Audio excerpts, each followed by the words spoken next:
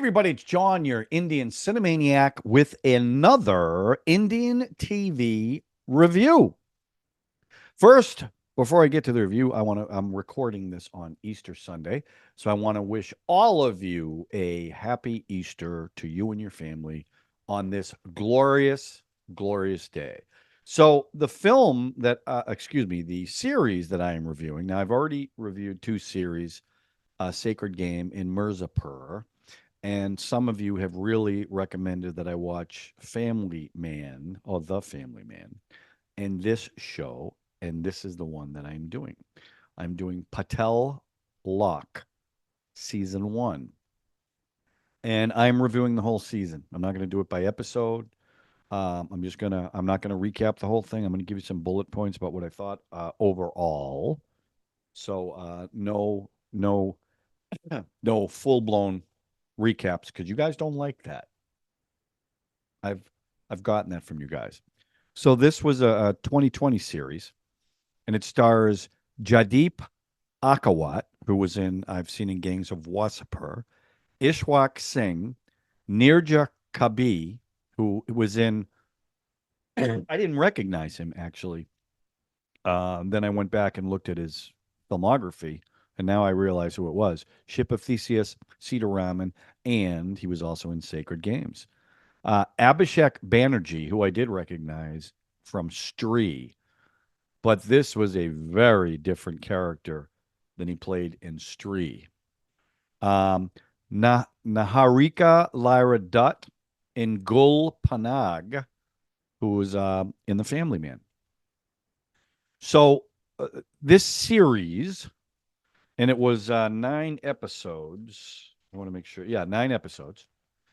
And it really is a police procedural drama with political intrigue and a couple of soap opera things that I wasn't crazy about, but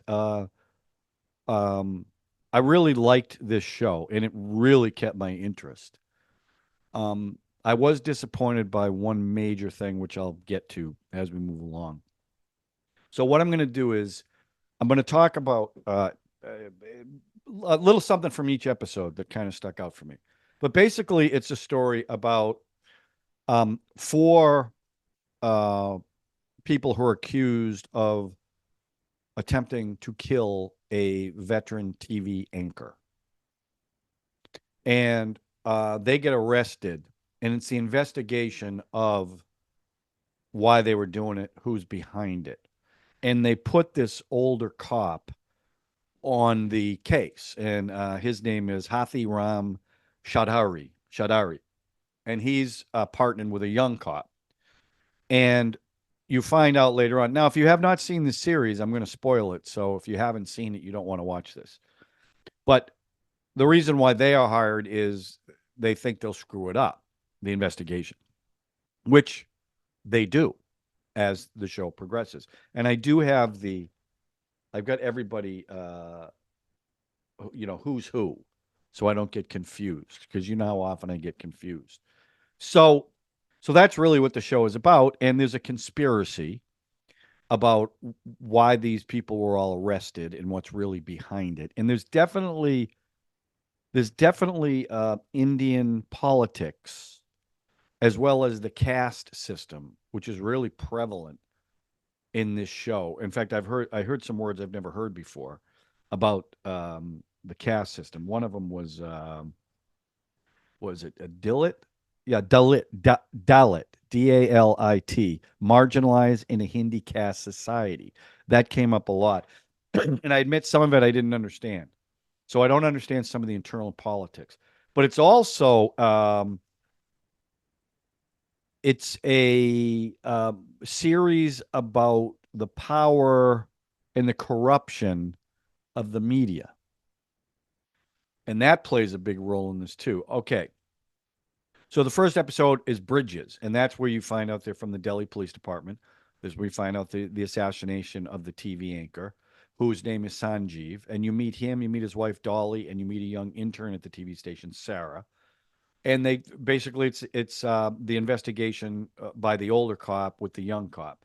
Now you meet this character Tayagi, who becomes a I think one of the more interesting characters in this entire show. First of all, the older cop, uh, played by Akawat, was great in this. I really it wasn't a super cop role. I mean, he gets beat up pretty good, and in chase scenes, because he's an older, overweight guy.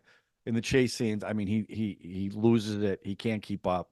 So I liked it, and as he starts to realize what's happening and finds out more and more about this conspiracy and how he's being played, I really liked his performance a lot. But Tayagi, who's the head assassin, and he does this thing where he holds up his hands, but one of his thumbs is missing. So he keeps doing that. So you realize this guy is missing a thumb, which comes into play later. That's episode one, where everybody's introduced. Um, the second episode, Lost and Found, and again, the highlight is you get an introduction of this character named Master G, and it's kind of a MacGuffin. If you know what a MacGuffin is, it's a red herring because they talk about Master G a lot, but you never actually see Master G's face. Then Sanjeev, who's the TV anchor, ends up having an affair with Sarah, who is much younger than Sanjeev. And I'm not going to lie, it's a little creepy to me. But the reason why Sanjeev's wife, Dolly, has got all kinds of anxiety, so she's kind of crazy. And then it ends, the episode ends. So in the first episode, one of the characters threw their cell phone into the water, and it was in slow motion, big splash. In the second episode, they find the phone. That's how it ended. Third episode, History of Violence. Now, here's one complaint I have about the show. After watching Sacred Games did a lot of flashbacks. But for most of the series, when they did a flashback, they would tell you the location and they would tell you the year of the flashback. They didn't do that in this film. They did a lot of flashbacks, but it got a little confusing sometimes when they were in a flashback and when they were in the present. It did get a little confusing, but they did a lot. And most of the times, the flashback was to do backstories. And the first flashback was of Tayagi.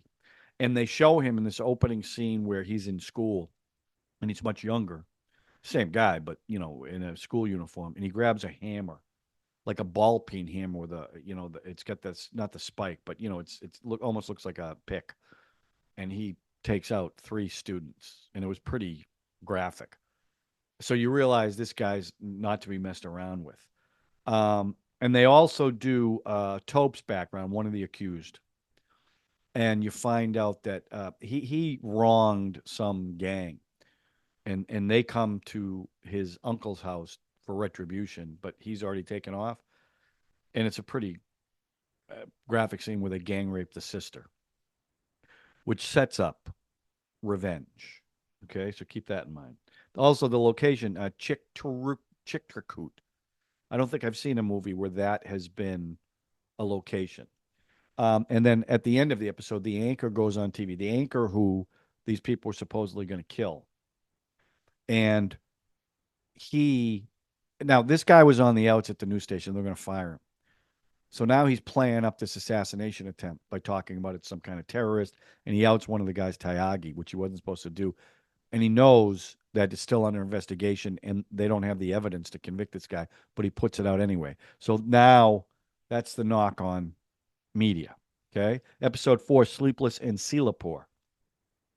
One of the accused is a woman named Mary. Now, when I first saw her, I thought she was trans. She looked like a guy. Um, but I dismissed that because the female cop has her in the cell and has her stripped down to her underwear. And it looked like a woman. Okay. It didn't look like a guy. We'll get to that in a second. So now they're looking for a witness. He shows up dead. Then, Sanjeev, the TV anchor. One of the interesting things about this show is almost all his dialogue is in English, which I found kind of interesting. It was good. I didn't have to read the subtitles. A lot of the scenes in the TV station were in English. I assume that's because they do the broadcast in English, so they must talk to each other in English. And then at the end of this episode, what happens is they find out that Mary is a man, and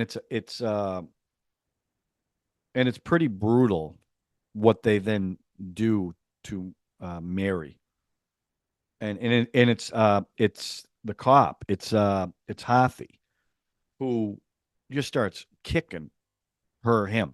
I mean, just and Mary is screaming, and you just feel for this person. And then they end up putting them with the male prisoners. Well, there's blowback because the female officer didn't know that she was male, and that blowback is on Hathi, and he ends up at the end of the episode he gets suspended. So now he's off the case. All right. And again, this is where the conspiracy starts coming in. Episode 5, Fathers and Sons.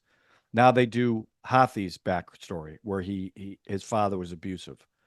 So you understand that a little bit. Dolly, Sanjeev's wife, finds out he's having an affair. My one my one problem with that is uh, nothing ever comes of that. She knows he's having an affair, never accuses him. In fact, she wants to have a baby. And there's other things that happen in this particular episode that I just Renu's brother. Renu is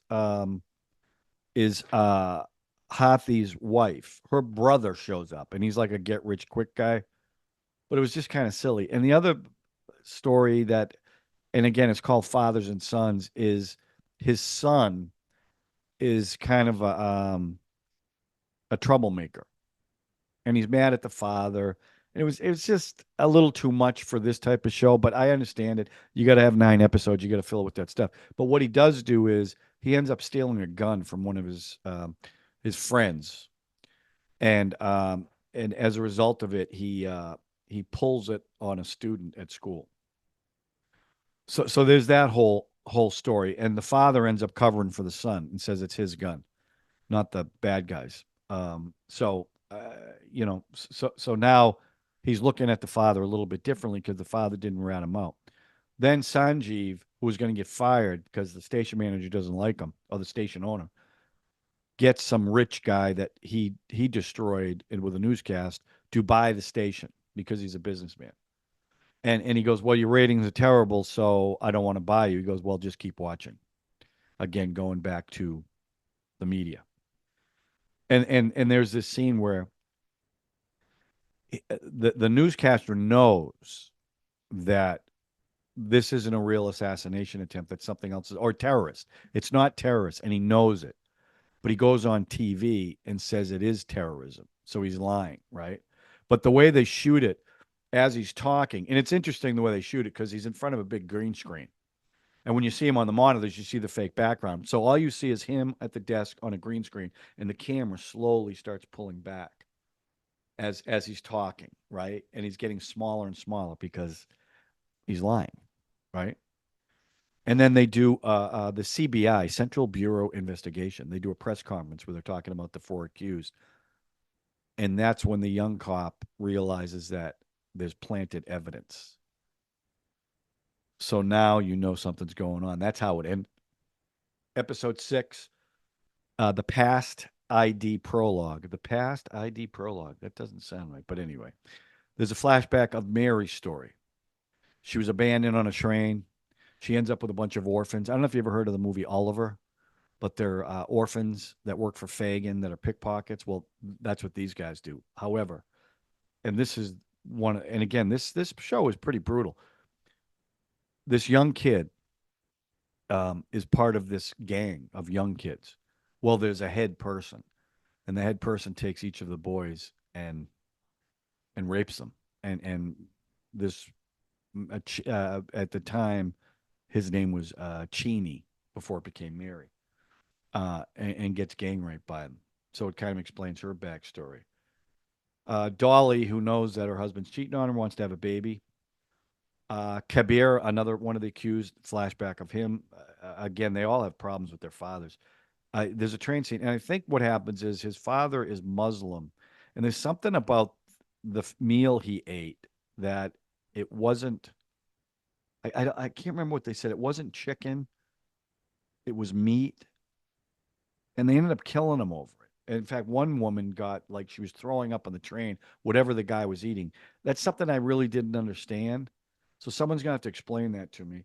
And then the two other things that happened was um, Hathi's wife, Renu. is upset with the way he's treating the son who, pulled the gun off in school. And he ends up slapping her pretty hard, which is a thing, right? Oh, by the way, in another scene, she slaps him, which is the most disrespectful thing you could do to a man in India, as I've figured out from the movies. But they also show one other thing. When he went to Tyagi's school, he met Tyagi, who is the assassin's coach, and he ends up he's an ex-cop. So again, another piece of the conspiracy. And I will say that so okay, so I've gone through most of it. So basically what happens is they figure out that the government was surveilling the four accused like for 3 days prior to the assassination attempt. So they knew it was coming. They wanted it to happen. So it would be blamed on terrorism because they want these two factions, which, again, this is something I did not understand. But there were two political parties that they wanted to merge together, and the only way they could do it was to have this terrorist attempt. So the government knew about it and was behind it. And so some other characters are introduced as in fact the episode's called Black Widow, where you meet Chandra, who was Tope's girlfriend, but she's also someone who blackmails everybody. That's when you heard the term Dalit, right? And it was and Taupe is a lower caste, and that was a big theme of this show too, the different caste systems and how, in fact, one of the candidates, Abajapi, he speaks with Dalits. Again, I hope I'm pronouncing that right, Dalits, and then afterwards he bathes to clean the filth off them. So which is weird, right? Now, as Hathi and Asari, who's a young copper, they're in separate locations, but they're doing dual investigations, and they find out the same information at the same time. So they've figured it out because this Master G, who ends up being a character called Donulia, Donulia, who you never see his face. You see him in a couple of scenes, but you never see his face. He's the head bad guy. He's the guy that's kind of the puppet master. Well, at the end of this episode, and I was shocked because I thought they were going to kill Hathi. Two guys show up with guns and shoot the taxi driver in the head, who's been driving Hathi around, and then they knock him out and take him away, Hathi. So you think they're going to kill him. Well, then you find when, in episode 9, which is the finale, you find out that the guy that took Hathi is Master G's second in command. And he wanted to know what the cop knew. Well, what the cop figures out is that Master G, Donulia is dead, and nobody knows he's dead, and they don't want anyone to know he's dead because having him out there gives them a certain amount of control. So, and then that leads to Tyagi because Tyagi worked for this guy. And through the flashback, you find out why and why he cut his thumb. They actually show that in the flashback. But what happened was, and why he didn't kill the TV anchor, because he's never not done a job for this guy. He always accomplished it. But what the guru told him was, people who love dogs are good people, and dogs who love people, if a dog loves you, it means you're a good person. Well, in one scene, now this guy, the TV anchor is allergic to dogs, which is pretty ironic. And his wife, Dolly, found a stray. And when Tyagi was going to go to kill him, he saw him with this dog. And the dog was licking him and they were hugging him. And that's when he wanted to talk to Master G. Because if it's true what he said about good people, that he couldn't do this. Well, Master G was already dead, so he couldn't get him. So as a result of the TV anchor's wife bringing in that stray dog, it saved his life. And you find that out at the very end of this finale. And so that's why Tyagi didn't kill him. He was, and it could have been, and they also make it clear it could have been anybody. It wasn't, they weren't targeting the TV anchor. It could have been anybody, which kind of ruins that story. And there's another thing that happened where they're trying to get stories for the newscasts. And as a conservative, you guys know I'm a conservative. One of the things they bring up, one of the categories I want to talk about is fake news, which is a Trump term. he came up with fake news. And they really were fake news because they were doing stories that they knew weren't true. So that was kind of interesting. And then Tyagi, who's arrested, now they're bringing him to court. He escapes with a gun, and there's a great scene where him and Hathi are staring at each other with the guns. And Hathi knows Tyagi's backstory now, so he's a little sympathetic to him, even though he's a cold-blooded killer. And Tyagi, racks the gun and looking at him, and then puts it in his mouth and blows the back of his head off. And that's how and Tyagi was a great character. Um, like there's one scene where he's getting beat, and first he's wincing, right?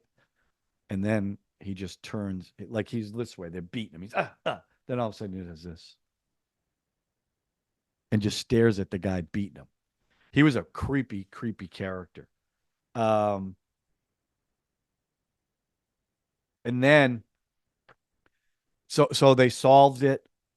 Um, he's put back on the force and is explained by his boss. Basically, everything he found out about this conspiracy was true. And he goes, "That's just how it works." And they show the politicians shaking hands now that this has happened. But the good news was that Hathi and Renu hugged at the end. They were sorry for what they did to each other. And the very last thing is the TV anchor doing a fake story about the accused, how he killed himself, how that scene evolved. So he's lying even at the end. So this show is it's a slow burn because it's very procedural. It's pretty dark. And I'm not gonna lie, it does get a little confusing. My biggest complaint about it was the last episode wrapped things up way too fast and way too neatly for the buildup that they had. That's my only complaint. Okay, I would have liked to see it strung out a little bit more. I thought the music was great because again, it was same thing like with Sacred Games. It wasn't outright background music. It was more like rhythmic music that just added to the tension of every single scene. And there was a lot of tension because this guy is trying to figure this thing out and he keeps getting these obstacles thrown at him. And he like I said, he was really good in this. I don't remember him from Gangs of Wasseypur, but just it reminded me of like a Malayalam or Tamil film, Grounded. It really had that gritty, grounded feel to it. So I'm gonna say overall, I thought like the first season of Sacred Games, I liked better than this. Second season, I didn't. But overall, I think this is a I don't know. Let's see. Out of five, I'd probably give it a four. It was intense. In fact, my wife, who didn't watch most of the series, ended up watching the last three episodes with me, and she was really into it. So, she really liked that tension, and she wanted to know what happened to this cop at the end. So, yeah, I thought the music was excellent. I thought the acting was really good, and again, I think the lead guy was really good. The TV anchor I thought was okay. I didn't think he was great. Um, I thought the woman who played Dolly, what she was going through, I thought she was really good. She played a couple of scenes that I thought were excellent. But yeah, this was definitely worth a look. Now, I don't know if there's a season two. It's not available yet. So let me know if there is a season two or if there's a season two coming out. I won't review it for you guys because I'm terrible at these TV show reviews, but I definitely want to watch it. And I am gonna watch The Family Man. So look out for that. I don't know how quickly I'm gonna watch it. This only took me 2 days to watch. So because I was really into it. And it was a weekend, so that's why I was able to do that. So look out for the next one. I'm not sure if it's going to be a 10-ish-minute review or a TV series review, so keep an eye out. And if you get a chance, because it's Easter, it's the high holiday, please subscribe, hit the notification button, and smash that like button. Perfect day for that, don't you think? That's all I have for you. Again, thumbs up. Great. You guys are figuring out my taste, and I definitely did enjoy this show. So I'm looking forward to watching more of them because if they're like this and I can get into it, I'm all for it. Okay. Good TV is good TV. Doesn't matter what country it's from. So thanks for watching, everybody. And again, I wish you all a happy Easter, and we'll talk to you soon with another 10-ish-minute review or a TV series review.